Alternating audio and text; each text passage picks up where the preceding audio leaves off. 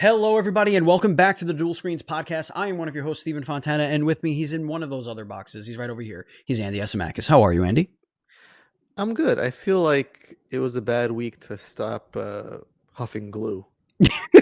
So I have a little bit of a regret about that. But aside from that, I'm doing all right. Turns out, great week to start lacquering your furniture. Like, wow, we are having a great time. It's been too cold to open the windows, so we went lacquering up all of our wooden furniture and feeling real good about it. Back on the show, joining us again for a return. This is the first time on the Dual Screens podcast. Our guest was on Nintendo Dual Screens podcast way back in the day. But we want to welcome back to the show Miguel Sternberg, the developer of They Bleed Pixels, a fiendishly difficult beat-em-up platformer inspired by H.P. Lovecraft and classic horror. Miguel, welcome back to the show. How have you been? Good, considering the weird year. It's great to be back on the podcast, though. Well, we're very excited to have you back. Thank you so much for coming back. The last time we saw you was at PAX East, and you showed us They Bleed Pixels.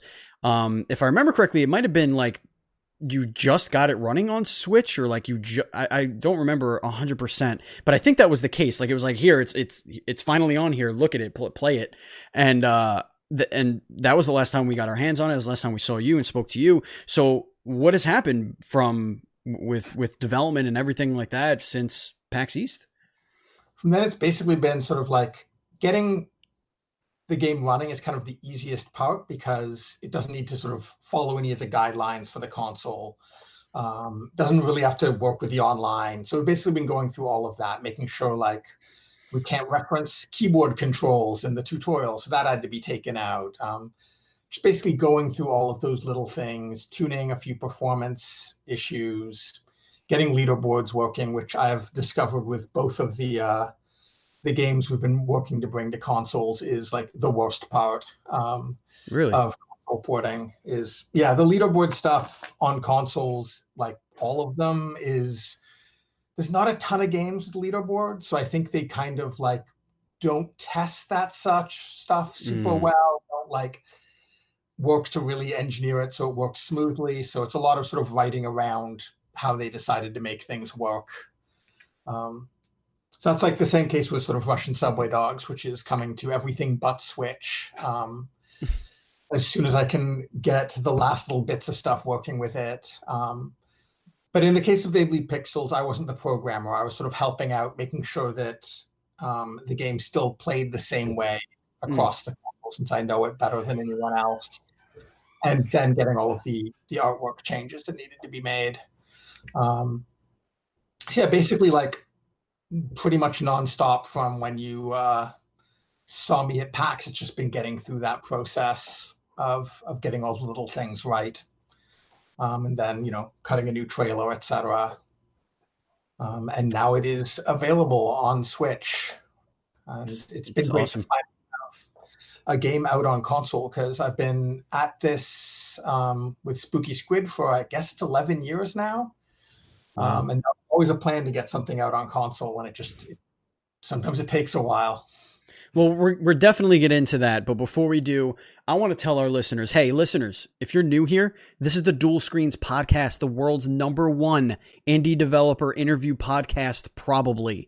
Everyone in the gaming industry, be it a programmer, an artist, or a voice actor, they have a story to tell, and we want to be their podcast to do it. The show posts each and every Thursday for your listening pleasure on your podcast service of choice, including our home Podbean, and the video version of the podcast goes up on youtube.com/dualscreens.tv. So please, if you're watching there, consider leaving a thumbs up and hitting that subscribe button and all that fun stuff. All right, so let's get into that. So 11 years, and this is the first time you're getting something on console. What kind of led us to this point? I mean, obviously it was a goal of yours. So what had been kind of the speed bumps in the road there? In the case of They Bleed Pixels, it's a custom engine, so it isn't something where we can just find any shop that does like Unity and get it transferred over. So a lot of the time I was just sort of like trying to find someone who would do it sort of for either a reasonable price or royalty rate, the sort of business side of things, to make sure we'd actually get some of the profits, because that can be a problem when partnering up with publishers. Mm. And weirdly, sort of, we came full circle because the person who ended up doing it is a guy called Ethan Lee, who does a lot of porting for Linux and Mac. Okay. And he did our original Linux and Mac ports, and he was just like, "Oh, hey, I'm doing Switch stuff," and I was like, "Let's talk." And like, whereas there was literally a time we spent about a year trying to negotiate something with a publisher, I think we basically came to an agreement in like a week. It was super painless. I knew I could trust him. I knew he knew the engine well because he had already done ports. So it took a long time, but we sort of found the perfect person to work with. And he was under our nose the entire time. That's awesome. Yeah, and this game still kicks my ass like it did about, I want to say 8 or so years ago when I first played it. It's one of those games where my fiance goes to me, "If you're gonna yell this much at a game, just put it down." I don't understand why. He's like, "Just put it down. If you're so angry, if it sucks, put it down." I'm like, "It doesn't suck. I suck at it." And it's like, I feel now that it's in my hands, the risk of breaking my Switch has grown exponentially. Please don't break your Switch. They do a fine enough job breaking themselves. You know, why is your game a pain in the ass, Miguel? Why is it designed to make me hate myself and to question all of my ability? I'm not a rage gamer. Like, I'm playing Spelunky 2 right now just to relax, and I die. To relax, he says. Okay. And then you play Meat Boy to what? Just to unwind after a nice long day. Yeah, sure. Yeah. Sure. Like, I find that sort of that process of repeating and learning to be really kind of cathartic. And so not that way with every genre, but with sort of hard platformers. And I think probably making They Bleed Pixels made me more that way because I've played through the entire game like dozens and dozens of times, and through individual levels like hundreds of times. So I'm used to dying at my own game as well. So really, like, when I'm making games, both They Bleed Pixels and Russian Subway Dogs, I'm not really necessarily trying to make it hard for hard's sake. I'm interested in games that kind of make the player really fully engage and understand all of their underlying systems and like how the physics work and such. And so the process of making games of that sort ends up making them more difficult than games that don't require that from players. So it's more that I'm interested in mastery and what that process of achieving mastery feels like playing a game. And kind of out of that, the difficulty comes out. Right, but some of these jumps, dude, are like, you need the most perfect precision to jump over these spikes. And, you know, I was having a moment because, you know, in most games that have like a slippery surface, you know, you land on it and you move a little bit, and then you stand still. But in your argument, like, it's always propelling you left or right. I'm like, this son of a bitch. So slippery surface is doing two things, and I guess we should go into the save system, the checkpoint system before. This. So the checkpoint system, you basically have to earn your checkpoints through combat and through a small sort of like collectible that's scattered throughout the level. And when you sort of fill up this meter, you have a checkpoint that you can carry with you and put down any place that you can stand still. That also doesn't have anything damaging and moving near you. And so the way that the slippery surfaces work goes into that system because we wanted it to be something that wasn't necessarily dangerous on its own, but also would stop you from staying still so that you don't put a checkpoint in those areas. Interesting. So if we had allowed sort of a physics system that did allow you to sort of adjust and stay still, you could end up putting a checkpoint somewhere that might end up being incredibly bad for you. Yes. So that's where that comes out of. Like, a lot of these things come out of sort of how all of the different systems interact with each other, and then are like our overall goals for the game. Can we talk a little bit about the art design in this game? Because I know the game, you had mentioned, I think you said it was 8 years old at this point, but like what's old is new again to people that are going to get their hands on this for the first time. And also, there's sort of this resurgence in the last 3 years, I want to say, really, of this pixel art, this beautiful, fully realized worlds in this pixel art style that, left a lot to the imagination back in the day, but now we're kind of filling in those blanks with these beautiful pixels. And you've created here, you guys got like these beautiful cutscenes that draw you in instantly, and then it's just literally soaked in pixel blood. And it's almost like stark, like when you're first looking at it and you're seeing all of the blood, all of the visceral images in front of you on this pixeled backdrop. It's almost like a juxtaposition of styles. Can you get a little bit into where this came from, how decisions were made to go in this particular direction? I think it was partially one of the inspirations, and this was more for the game's combat, was the original Nidhogg. Okay. I was playing beta versions of it at events and such. The guy who created it brought it to Toronto for some of the events that the organization I helped start was running at the time at bars and such. And I really liked the combat, but I also thought it was interesting the way it sort of like had very minimal pixel art, but really nice animation. And so that was sort of also, along with the sort of combat system stuff, a big inspiration of like, okay, what if I simplify my pixel art style, but then just ramp the animation way up? And so the foreground stuff in They Bleed Pixels is all very simple. It's mostly black or white, almost like it was like a Mac game or something like an old Mac game or a game, an original Game Boy game.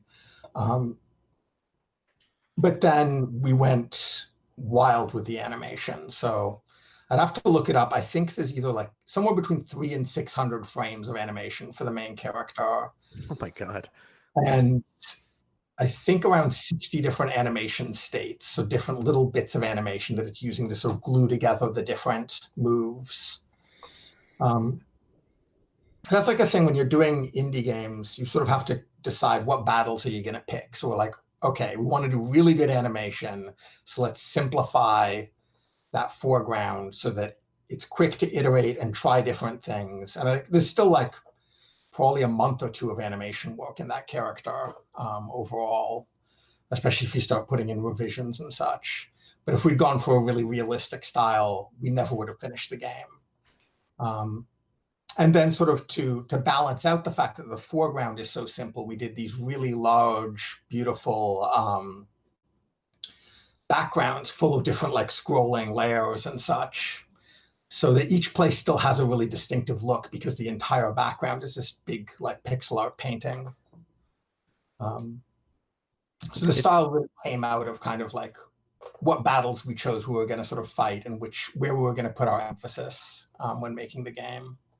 When you describe it like that, Andy, I don't know if you feel the same way, but it's almost like you're describing like a video game version of a Bob Ross painting, where everything kind of just looks like a bunch of stuff until he just kind of makes a couple of little strokes, and all of a sudden you're like, oh, it's a cabin. It's a cabin. He made a cabin. I get it now. It's and then you kind of look at it like this, and you're like, oh, that's a really beautiful fucking cabin. Look at that cabin. And but when you're seeing it kind of happening, and that kind of feels like what you're describing with simplistic, and then it kind of like the picture just comes together and forms this beautiful little scene in front of your eyes. Go ahead, Andy. I know you had something to say. I don't think this game would be as effective if it was with the more detailed sprites, like keeping it so simple. And then when you kick an enemy into, let's say, a buzzsaw, then that just all those reds fill the screen so rapidly. Like, again, for as frustrating as the game can be, at least for me at some points. But again, it's the addictive gameplay loop that keeps you kind of hooked in because you want to keep trying. It's like it's so fast to retry after you die. So well, I might as well give it another go. And then when you get past like a swath of enemies that are just in your way, then you see them bleeding everywhere. Just it's just so damn satisfying. It's like this is why I keep playing until 4 or 5 in the morning.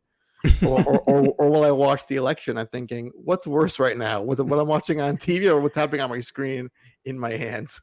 I actually wonder over the years how many games or how many indie developers, I don't know if you maybe have had conversations, but how many you've actually inspired, or like the game is actually inspired, because like when you think about some of the bigger games to hit, they do kind of borrow that instant, retry. You look at Katana Zero or Hotline Miami or like games like that, where it's just kind of like you go in, boom, retry. Okay, you fucked up, retry. Okay, and Meat Boy as well. Meat Boy, I think might have been.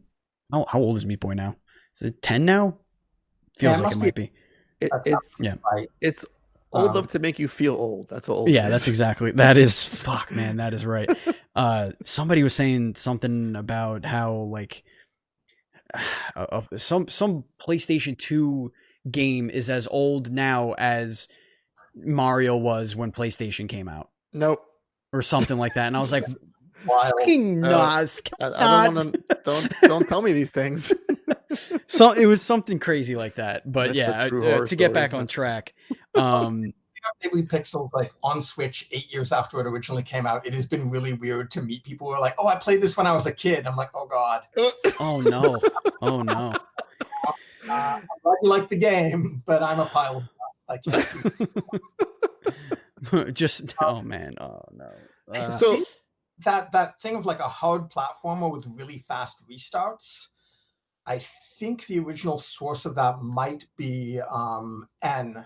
The original N that like plus and N++ came from, which my friends Reagan and Mare made, and that was definitely another sort of influence on They Bleed Pixels, playing their stuff. Like we have a very different taste in terms of how movement physics work, but definitely that sort of thing of like hard but sort of satisfying to sort of figure out your way through platforming. Yeah. So what is that like? Again, not to get too stuck on the whole, it's been 8 years part of it, but it's been 8 years since this game first came. Now you're revisiting after all this time. What's it been like for you seeing it back in the spotlight after so much time has passed? It's been interesting because like there was definitely like we were doing improvements for it for probably longer than we should have been after it was released. So it was a period where it was just still like a constant part of my life. But for like the last 2 or 3, maybe 4 years, I hadn't really played it. I basically booted it up when I needed to do like tech support for someone on Steam. So to suddenly go back and like play through the entire thing several times this year while testing, it was interesting. I was like, how much of this is going to hold up for me? How much am I going to be like, oh, I should have changed that bit? And like a surprising amount of it holds up for me. There's little things where I'm like, oh, I'd probably change this bit or this level a bit.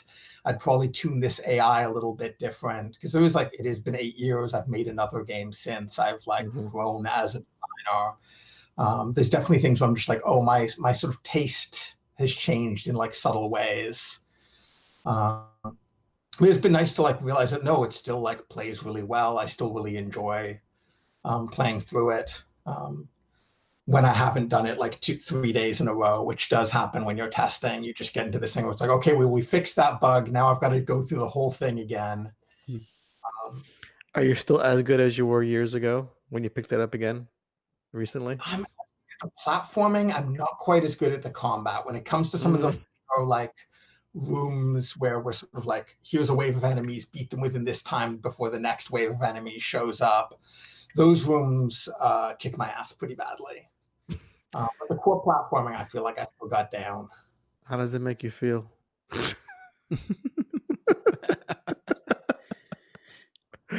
So I actually have a question about.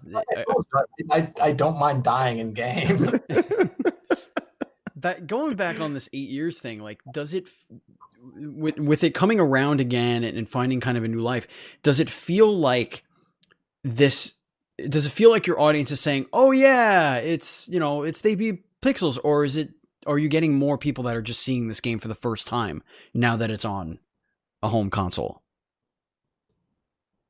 I think I've mostly seen people who are familiar with it talking about it. It'll be interesting. Like, it's only been out now for a little over a week. It will be interesting to see sort of people discover it fresh. But like, because a lot of people picked it up on Steam, there have been a lot of people who are like, oh yes, I get to buy this and play this again. And it's been interesting sort of seeing people revisiting it and realizing either they've gotten a lot better or that they've gotten a lot worse since they played it back in the day. Are there any sort of Switch improvements or any features that you guys threw in there? Is it just a one-to-one, just they bleed pixels on the go? Did you guys experiment at all with that kind of stuff? It's one-to-one, like, because Andrew, the original programmer, is no longer in games. I kind of wanted to just go like, let's take the thing that we made together and just get it perfectly represented on Switch. I think if I were to revisit any of the mechanics or anything, I'd want to do like a sequel or a full remaster, something that was significantly different, especially since like there are speedrunners and such. I don't want to like mess up their ability to do their runs. They've been working on that one critical path for so long. You know what would be cool? Like I'm just thinking. So now I have the DualSense now, DualSense controller, and all this haptic feedback, and you get your HD rumble with Switch. It'd be cool if, like, as the blood is landing on the character, that you can get it to feel like the drips of blood kind of going down the sides of the controllers. That would be a cool way to that would really be something Nintendo would wrap their arms around and enthusiastically give you a thumbs up about, I'm sure. Get my rating a little bit higher. Exactly. I mean, seeing that much blood on a Nintendo system still makes me happy. It always does. It feels like it doesn't belong, but then it's like, no, like the days of like blood codes are gone. Now it's just in there. It's just there, baby. And it put a smile on my face. This and Infernax, put them side by side. Watch the gory just mess happening in front of you. It's a beautiful thing. I did have to change the color of the blood in the eShop page image. Did you? Interesting. They requested that, and so yeah, I had to do that to comply with the ESRB. I feel like that's like sort of like another thing off the bucket list is like change the color of blood to like keep it. How does that conversation go? Do you just go like, have you played the game? Are you serious? I think it's like where it can be seen. Like the rules are very strange, and like I definitely also like having now like read all of the ESRB rules. I definitely see some AAA games with their marketing sometimes do things. I'm like, you technically can't do that. You're big enough that you can probably get away with it in a way that I couldn't. But what was that? There was that one game that came out, Steven. Was it Carry On the Switch? It was like a vagina basically for the icon. Correct. Yeah. Yep. That's basically what was on the cover. What was on that little icon? Yeah. That gets by without no one batting an eye. Well, it's not actually a vagina. Sure, but still, it's like a Georgia O'Keeffe painting. It's undeniable what you're looking at. Everybody gets something a little different from it. The more you realize that these things are basically random. It's like, what mood was the person in when they looked at it? Which agent did you draw that day? Did you draw the one that has everything collated and notated, or did you get the guy whose desk is a complete shambles and disarray and was just looking to get the hell out of there? I mean, go ahead. It is inconsistent. Yeah, exactly. And we've heard that before too. Like we've heard where people cannot for the life of them get certified. They just have to keep changing things, and then when they change one thing, they find another thing, and then instead of giving them the whole list at once, they just give them the first thing they found. Then they fix that, and then they give them another one thing. And like, I forget who it was on the show, but like they had, I want to say they were in certification for like 9 weeks, going back and forth with just trying to. And this was an ESRB. This was Nintendo certification. This is just to get, check all the boxes that they needed to check off for Nintendo themselves. And I think this was around the time that they had the. What was that? We were pretty close to that, I think, in terms of what our cert was. Really? It was a pretty long one. And it definitely is like different, like the different regions will have different problems and stuff. Like we had to like correct a bit of Japanese. Oh, they look at that stuff. They look at like all the localization. Is it just the text of like the menus and stuff, or is it like the actual in-game stuff? It was a we'd used a synonym for checkpoint in a spot.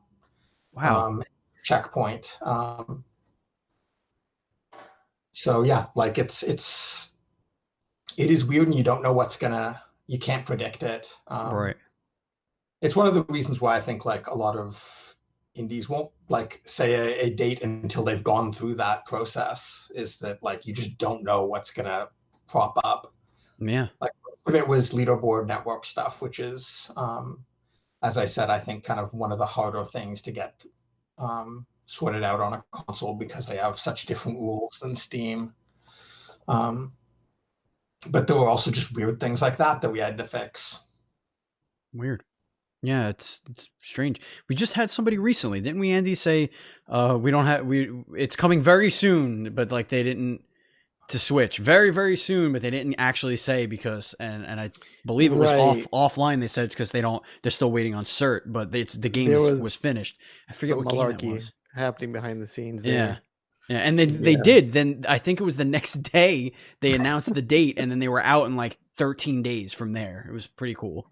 But yeah, it's just interesting to see because like in the beginning of Switch's sort of life, when it really started to explode the indie scene, it was a top to bottom love affair. You saw indies were ecstatic with the adoption rate, the attachment rate that you were getting from these smaller indie titles onto the Nintendo Switch.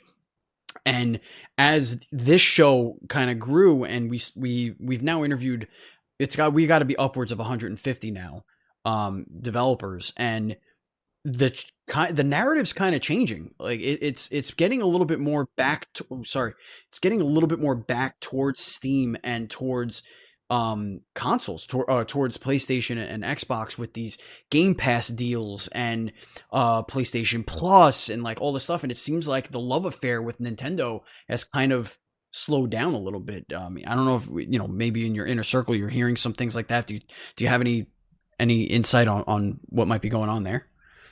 I haven't heard anyone who's particularly pleased with Steam in the last like 4 or so years. Okay. The market is so flooded there that like some games do well there, but like everyone's kind of aware that it's kind of a shit show. Sure. In terms of the other consoles, I think it's just that like anytime a market is new, it's a good place for indies to be. And as it matures, it just naturally becomes more crowded, becomes harder for those of us who don't have huge marketing budgets to show up and get noticed. And I think it's like a natural thing that's happened with the Switch as it's progressed. I think they have sort of stumbled in terms of allowing people to do ridiculously low discounts. I kind of feel like no indie game should be sold for 12 cents. I just don't think that's a good thing for indies for that to be happening. That's weird. I haven't seen it recently, but there was a period like earlier in the year when I was checking those numbers and I'd see some incredibly low prices, like less than $1. Yeah, I saw one. There was one game, I forget what it was. It was for 79 cents. What kind of games are these?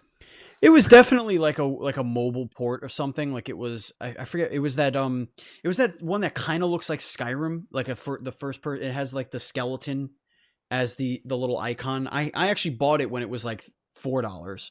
That was when we were buying like $20 in indie games a week and like talking about them on the show. I forget what the name of it was, but it was basically a dungeon crawler, and I saw that for 79 cents. It was maybe earlier in the year. It was bizarre. Yeah, I wonder if Nintendo themselves can, and they do spotlight a lot of indies. They do their indie showcases. They do, obviously since the pandemic that has slowed down drastically, and they've kind of just almost disappeared. And like whenever we do get something from them, it's very last minute. It's very no fanfare. Here it is. Okay, goodbye. Maybe when this pandemic is over and they can get back into kind of like that swing, maybe there is something that they can do to kind of curate and highlight the indies like they were doing in the first 18 months of the console. I think also like the store was well set up when they had a very small number of games, and now that there's a much larger number, it's not particularly well sorted out for discovery. Yeah. I think the discovery thing is a hard problem. I don't think any of the storefronts have done a particularly amazing job of it. But definitely like there's a lot of room for improvement there in terms of just finding games. Yeah. Using any other than just doing like a text search when you already know the name of the game. Yeah, even sometimes with the actual name of the game, you can't even find it on certain stores. Yes. Yeah. Oh my God. The revamp of the PlayStation Store. Yeah. Good Lord. Oh my word. It is terrible. So what's the future looking like for you? Like you got they bleed pixels. You got Russian subway dogs that I know you're still wanting to get on the Switch. What's the future looking like? Do you have something brewing? Is it kind of you're just in a wait and see holding pattern? What's going on? Basically, I'm getting the Russian subway dogs ports done. Basically, all of my porting slowed down a bunch with COVID, not like partially because like it's been a stressful year and it's just hard to get stuff done in this environment, but also all of the consoles suddenly had to work remotely. And so whenever like you've got a question for any of them, it suddenly takes longer because they've been completely disrupted by this. So basically my plan right now is finish Russian subway dogs for the consoles we've announced it for, which is everything other than Switch, because I've got to do a big engine transition before I can even think about that. Because it's an older version of Game Maker. Okay. Get those out, and I'm going to basically look at what's the sort of cash flow situation, and then I've got sort of two possible games to work on next. And cool. One of them is a smaller one, and one is a really big project. And sort of depending on what the cash flow is, pick which one to shop around, and it'll be like it's not going to be another arcade game. It's not going to be another platformer. I like to do something different each time. So I've got two possible ideas, one of which is a spiritual successor to a early original Game Boy roguelike called Cave Noir that only came out in Japan, but there's a fan translation. Okay. And I don't know if you guys know much about the history of roguelikes on consoles. Not much, no. Not like not the beginnings, but yeah. So in Japan, like roguelikes have a longer history on consoles in Japan than they do here, and that was the Mystery Dungeon series, which became sort of the Shiren the Wanderer thing, but also like Pokemon Mystery Dungeon, all of those things, that whole series. That was kind of when they sort of figured out the formula for doing roguelikes on consoles. KR is from before that by about a year. And it's full of a bunch of ideas I haven't seen anyone touch since. It feels really modern in terms of a lot of its like design ideas, in terms of like how it attempts to make sort of a fair roguelike to go through, that you can, you don't actually have to like fight every monster you come across to like gain experience. They remove a lot of those sort of like classic roguelike things that games still now do.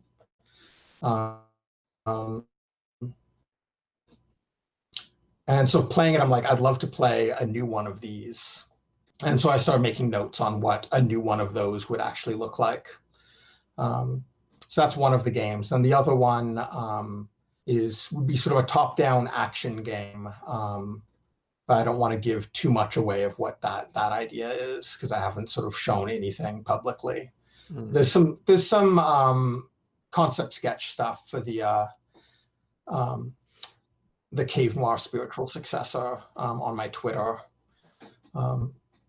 Nice. But the other one, I've keeping it a bit closer to my chest. You know, recently I've been playing a lot of horror games that only came out in Japan, and I find myself more and more realizing that a lot of ideas, like these were amazing ideas that I have not seen since. And these games are about like 10, 15, even 20 years old at times. And I'm wondering, why haven't more people done games like this? So to see you talk about games that were only in Japan that haven't made their way across the pond, and now you're like, how can I take these old ideas that were good on paper and I can improve them with more modern sensibility? That's pretty exciting. Yeah, no, I think like one of sort of the downsides of sort of the video game canon is we really only pay attention to like the things that were lucky enough to become hits in their era. And the more I sort of explore that sort of backlog of stuff that either didn't make it here or weren't like big hits, the more you find things that were amazing that just didn't have that lucky break.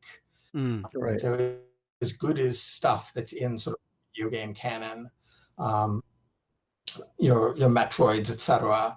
But because they were like made by smaller companies, the timing was wrong, whatever. Like there's so many ways that a game just doesn't get noticed as much as it should. They didn't become hits, and they're like the formula that they were working on hasn't been iterated on since, the same way that like the Metroidvania formula has. Right. Right. Awesome. You can trace. Right, and you can trace like the first Metroid game to a game like a Hollow Knight and see how it's evolved over time through generations. But you can go back so far and say, this is like a very unique idea and it's a one of a kind. Why isn't there more of these? And I think if we go back, there's a lot of things we can improve on and make fun for today, I feel. No, there's lots of unexplored little nooks and crannies in the history of games. Thank God for the internet. All right, let's transition. Yeah. Thank God for the internet, and also, God damn it. All right, let's transition to everybody's favorite. What's that? It's been a mixed bag, let's be honest. Right. Yeah, exactly. It's still young. It's still, it's a baby. Depends what day of the week you ask us. Yeah. I mean, the telephone is still a baby. So, we're only, good Lord, we're in the embryo stage of the internet. All right. So now we're going to transition to the rapid fire segment. This is where Andy and I are going to ask you a bunch of off the cuff questions, and some of them may be off the wall, and we want your rapid fire answers, the quickest answers you can give us, without overthinking it and overcomplicating it. But if you want to overthink and overcomplicate it, we're not going to stop you, and we never do. So it's all good. So I'm going to start us off. I'm going to start us off with a new question. Ooh. What is the best sauce for spaghetti? Ooh, best sauce for spaghetti. One of those cheese sauces? I don't know. Okay. All right. That's fair. Is this you referencing your recent pasta endeavor, Stephen, with your carbonara? Yes, I did have some carbonara pasta. You made your own Alfredo sauce? I did make my own Alfredo. It was delicious. I consider that a cheese sauce. It was a creamy, cheesy sauce. So. All right, Miguel.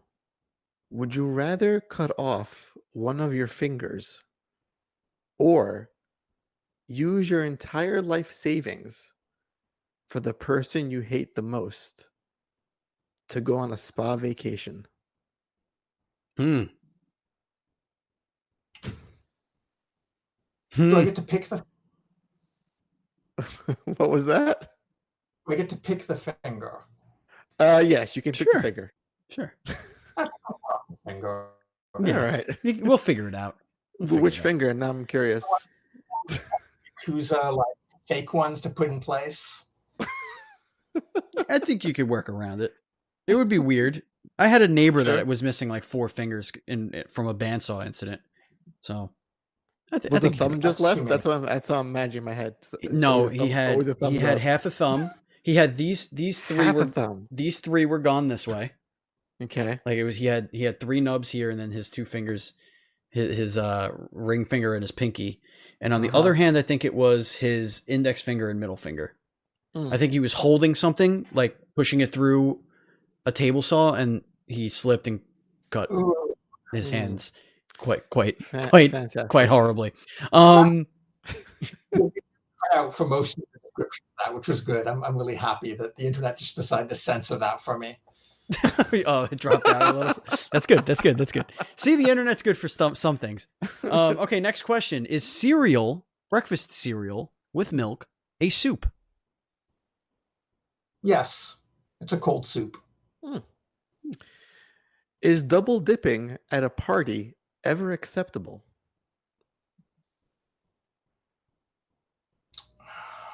Rarely.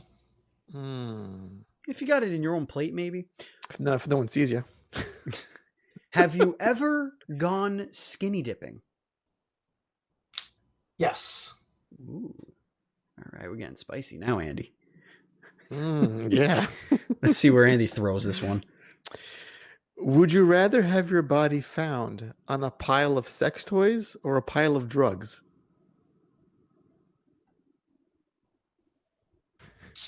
Drugs. At least you were having fun. Either way, you're having fun. You mean, listen, it's debatable.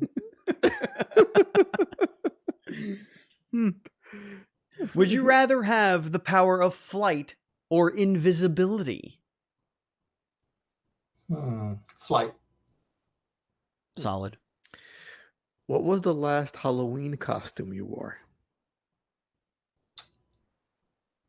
A skeleton kigurumi, like one of those Japanese One Piece. Oh, wow. What was the last game you started, played for 5 minutes, and said, nope, not for me? God. I usually try to give more than 5 minutes to anything. That's fair. I honestly, I think that is in the weird, messy COVID year memories. Lost. I'm sure there's something that I picked up for 5 minutes and went not for me, but I cannot remember what it would be. Okay. That's fine. Now, I'm going to encourage creativity on this one. So if you don't know the actual answer, please make it up as you go along. What does the acronym for scuba stand for? And please make it up. That's actually what I'm looking for. Point. How about this? You don't know what it means. Yeah. So you tell me what you think it means.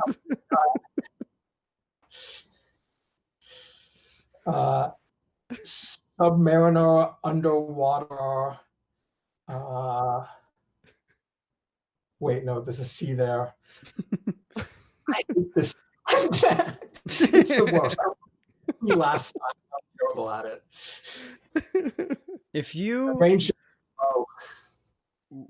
What would you rather have to remove before going to bed? Your eyes or your pangus, aka the old twig and berries? On my eyes, I feel like that'd actually be convenient. I've got a window where too much light shines through, so that'd actually be a step up. But what if your eyes are constantly seeing wherever you're putting it? Like you have to put it in a dark box somewhere. It's got to be wet and a little moist. I'd have a nice box for them, and I'd just put them in a black garbage bag. That's what you have to do. And how do you find it too? That's the other thing. How do you find them in the morning? You're just try. Oh, here they are. Is already so honestly, it would be a minor change to my routine. I guess so. Yeah, that is fair. What is your favorite type of muffin? Oh, that's a good one. Well, they're cranberry lemon ones. Those are pretty good. Those are nice. Those are very, very summery. They remind me of summer. Yes. What is the most offensive fruit? Papaya. Hate those fuckers. Very aggressive. It's very aggressive. These microaggressions are good. I like this. How did the papaya wrong you? Where did it touch you on the doll? Show us.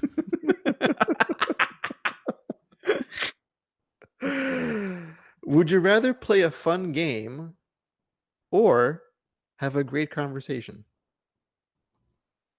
Great conversation. A lot like this one, right? Am I right? Yeah, there it is. When there is an imminent threat of catching a debilitating virus and dying of the Black Plague, what is the first thing you're going to do when this is all over? The first like COVID no thing are you going to do when this is all over and we could finally enter the real world again?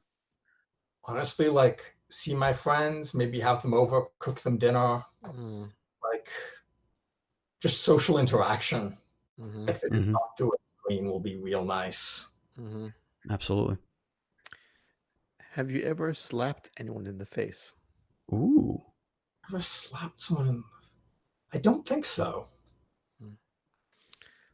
That should be on your bucket list. Did you ever get into a fight in high school? And if so, did you win? In high school, no, I don't think so. Are dogs people? No. Are cats demons? Also no. Black beans or refried beans in your burrito? Ooh. What'd you say? I'm sorry, you cut out there for a second. Uh-oh. I think he left to get Black a burrito. beans. Black beans, got him. There it is, black beans. Good. Black beans. Who is your favorite comedian of all time? Can you not hear me? I can hear you now. Yeah, you're good. You're good. I'm here. Can you hear me? Hello? Oh, did you lose us? Yeah, we can see you and hear you. Yeah. Well, you're frozen, but we could see your face. Anything? Hello? I think he may have lost us. Are you? No? I can hear you. Yeah. Yeah, we can hear you too. There you go. You're good. Yeah. We're back to normal. Yeah, we're just having a lot of weird delay and such. Okay. Don't ask me if I know how to get rid of this chat. What was the new question? There it goes. Who's your favorite comedian of all time? Favorite comedian of all time? No idea. I honestly don't listen to a lot of comedy. Okay, fair. All right, Andy. Why don't you take us home on this one? The last question? Is that what we're doing? Yeah, let's do it. Let's wrap it up. All righty, Miguel. This is it. This is the ultimate question. This is the lightning round. This is for all the stakes, all the money, cash money, fast money, Jeopardy, Wheel of Fortune, Deal or No Deal. And the question is, Steven or Andy?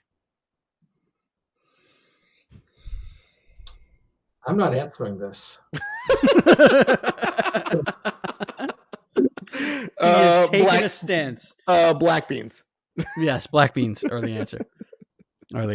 Yes, this is very smart. This is very smart, Miguel. Very smart. That is going to do it for the show. I hope you guys had. I don't know.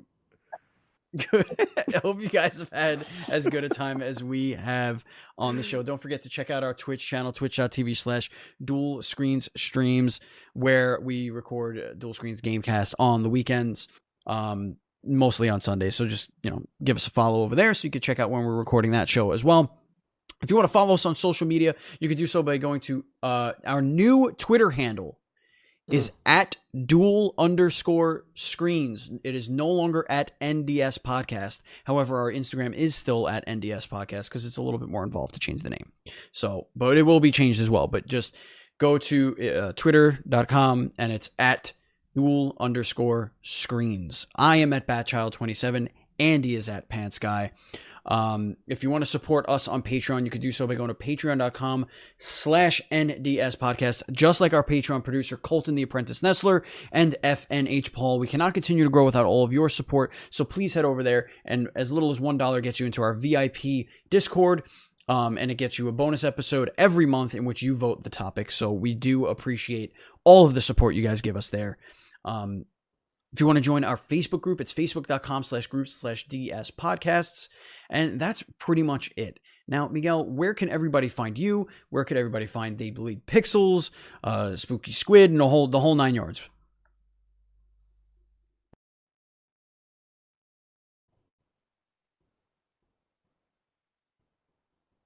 Okay. Oh, there you are.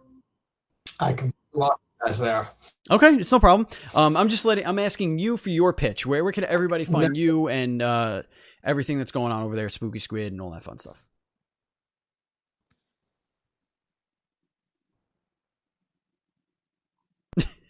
Internet is not being our friend right now, folks. So it is what it is. It's no worries. We love Miguel. Always welcome back on the show. Andy, thank you for being here. Thank you, listeners. And we know that the world is going, especially in the United States, it's just bananas. There's a lot of division. There's a lot of hate going on right now. There's a lot of negativity. And whatever side of the coin you're on, the thing that I say at the end of every episode has never rung more true. You don't have to agree with each other. You don't even really have to respect each other's opinions on certain things. You really don't. But what I do ask all of our listeners, all of our viewers, everybody that touches dual screens in any sort of way, what I do ask, he is back. I'm just doing a quick little sign off, and then we'll get at it here. But I just want everybody to know that it will always get better for everyone. And it still holds true that even though you may not agree with the person across from you, you should still, no matter what, be excellent to each other, because that's the only way that things are going to heal. That's the only way we're going to get better. It's the only way we're going to start listening to each other and understanding each other and becoming united again. No, your opinions aren't going to just change overnight about somebody else. You're not automatically going to have different views of the world than somebody else, but you might actually find that you have built better relationships because of it. So with that being said, we're going to get out of here. Miguel, if you are still here and the internet hasn't pooped out on us yet again, please tell everybody where they could find you before we say goodbye. This is the haunted question. As soon as you start doing that, it's the haunted question. There you go. You're here though. You're here to go until you ask him. No, as soon as that happened, you start doing like the weird slow down robot voice thing. Okay, let's see if we can get this out quickly and it actually records. I am Spooky Squid on Twitter. There's also a Spooky Squid Discord now, which is discord.gg/Spooky Squid. And Twitter, usually I'll have a pin tweet with info on where to find the games and what sort of the current newest thing with Spooky Squid Games. We got most of it, but don't worry, folks. The link, we're going to put the links to Spooky Squid's Twitter. I was gonna be like, did you get any of that? That like this? We got the gist, and we will definitely make sure people can find you and can find the game and can do all that fun stuff. Thank you, Andy. Thank you, Miguel. Thank you, Internet. We love you. And as always, please be excellent to each other.